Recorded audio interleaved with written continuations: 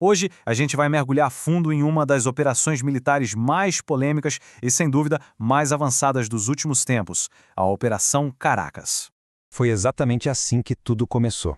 Caos, escuridão. Uma cidade inteira de repente se viu no meio do fogo cruzado, ouvindo o som de uma guerra que chegou sem nenhum aviso. Fica a pergunta: como uma capital inteira pode ser pega tão de surpresa? Essa é a pergunta de $1 milhão, né? E é exatamente isso que a gente vai tentar desvendar aqui. Vamos analisar camada por camada desse evento, desde as justificativas e a execução até as consequências que ele deixou. Ok, vamos direto ao ponto. Para entender o quadro completo, a gente precisa voltar para aquelas primeiras horas, que foram absolutamente cruciais. Olha, isso aqui não foi um ataque isolado, nem de longe. A operação foi toda desenhada para ser avassaladora, sabe? Um verdadeiro nocaute.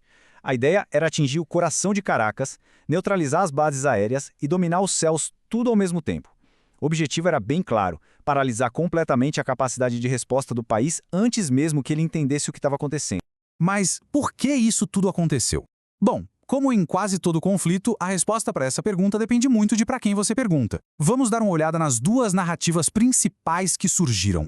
Então, de um lado, a gente tem a justificativa de ser uma espécie de ação policial internacional focada em um indivíduo. Do outro, a denúncia de uma invasão militar contra uma nação inteira. E bem no meio dessa disputa, fica uma questão que define a geopolítica de hoje. Onde é que termina a soberania de um país e onde começa a tal da jurisdição internacional? É uma linha bem tênue. Agora a gente chega na parte que realmente coloca esse conflito em outro patamar, um marco da guerra moderna, a tecnologia. Como é que uma operação dessa magnitude foi executada com tanta, mas tanta precisão?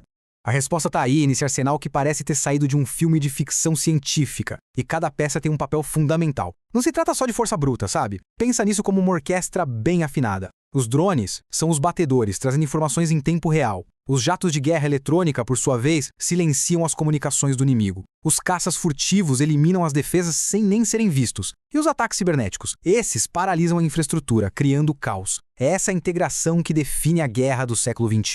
Pensa num ambiente urbano super complexo como Caracas, com ruas apertadas, civis por todo lado. Nesse cenário, os drones foram os verdadeiros olhos e garras da operação. Eles permitiram um reconhecimento preciso e ataques cirúrgicos, diferenciando alvos militares de áreas civis, algo que seria praticamente impossível para tropas em solo no início de um conflito desse. E aqui a gente vê um princípio básico da guerra moderna em ação. Antes de qualquer soldado botar o pé no chão, a batalha nos céus já tem que estar vencida. Os caças furtivos, que são invisíveis aos radares, neutralizaram as defesas aéreas.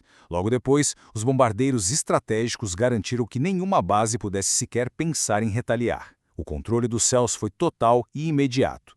Com isso, o destino da batalha em terra já estava praticamente decidido. E é aqui que a gente entra na guerra invisível.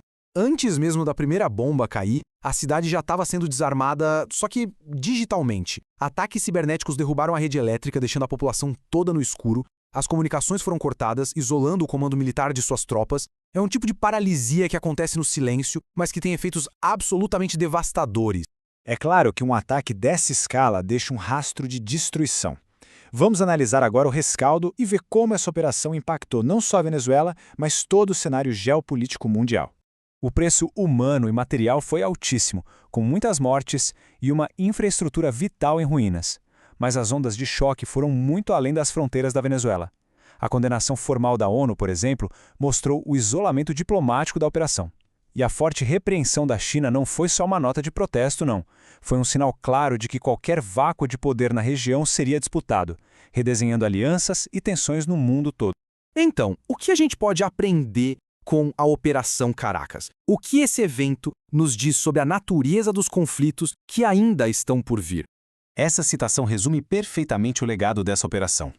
Esse evento marca um novo paradigma, um em que velocidade, tecnologia e informação são tão ou até mais importantes que a força bruta. A questão que fica no ar é: será que a gente está preparado para um futuro onde os conflitos podem começar e terminar antes mesmo que a maior parte do mundo sequer perceba que eles começaram?